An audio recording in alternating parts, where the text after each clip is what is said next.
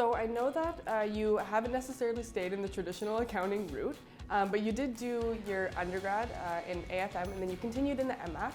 Could you talk a bit about how you leveraged and transitioned the education that you had here into the career you're in now? Yeah, well, I think from an undergrad perspective, the most valuable thing, because I didn't do a traditional accounting career path, was actually the co-ops. I did my co-ops in 4 different industries, in 4 different kind of business sizes, in 4 different roles. So you could say I have commitment issues, but but it really allowed me to kind of gain a broader perspective and even understand what is out there, right? Aside from kind of the traditional maybe audit roles that there are.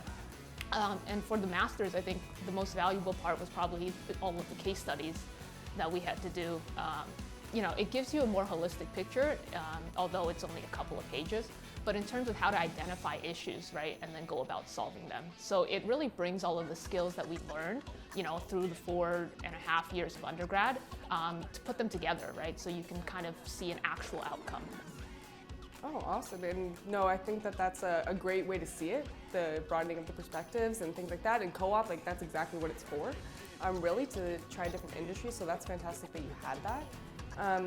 Could you also talk about maybe how you kind of made sure that you kept your interests and your passions, that kind of thing, always at the forefront so that you were in a program that would lead to accounting a lot of times, but it doesn't always have to. So how did you make sure you were always checking in with what you were interested in doing?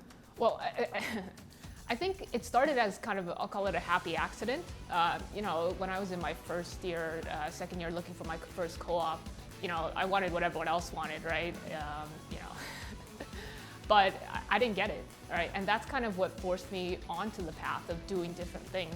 And once I did my first co-op, I realized that the world was so much bigger than what kind of you may be exposed to in the traditional audit path. And I figured, co-op is kind of a really low-risk way to try out different things. If you don't like it, it's only 4 months, right? You're not really committed like you would be in a full-time job.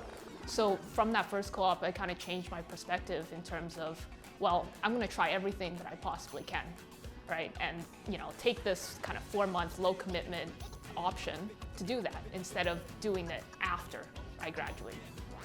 I think that's a great perspective to have. I think the happy accident is a great way to coin that, and I think that happens a lot in school and career. I think that happens, and I think seeing it that way is a great view to have, and it helps you end up where you are now, where you want to be. And I think this kind of leads, and you kind of did that with what you were talking about right there, but do you have any tips and advice for aspiring professionals? Like you said, it really depends on what you want. And I think it's really difficult to understand that, and that changes all the time, but kind of being in tune with yourself and having a level of self-awareness, even if it's not what everyone else is doing, it's very easy to be led by the pack. But forging your own way, that's kind of the only way, in my opinion, right? Why do something you don't enjoy? I agree completely. I think that that's great advice. I think that's very inspiring for current students, for people navigating their career at any point. And I think the constantly checking in with yourself, because it can also change.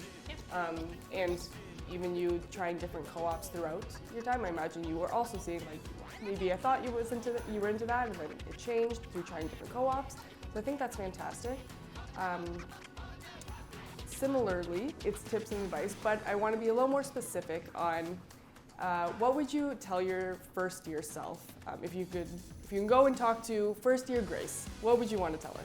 Try more things. I love the answer. I did spend a lot of time studying, and it was worth it. But at the same time, I wish I had done more in terms of maybe extracurricular activity, just getting out in the community, in the broader Waterloo community, things like that to kind of really expand my horizons when I had the chance to. Also, I think that's great advice. I think that's often a perspective a lot of people have, unfortunately, in hindsight of university. Because the academics, there's a lot of work that you put in. You're always going to put in the work to do what you need to do, but it is hard to remind yourself that it's the opportunity to try new things, figure out hobbies that you like, interests you like, meet new people. So I think I like the answer, love the answer. I think it's very great advice. Truly, yeah. So you want to make the best of the 4 or 5 years that you're here. You want to learn a lot about yourself beyond. the academics and beyond the career, because that you are going to do what you need to do all of those things. So you want to learn other things while you're here. But I just want to say thank you for being here, and it was so nice to have you back on campus. I know it's been a few years, and thank you for coming all the way and seeing here. I know it's a little wintry, but I'm happy I saw you in person. Me too.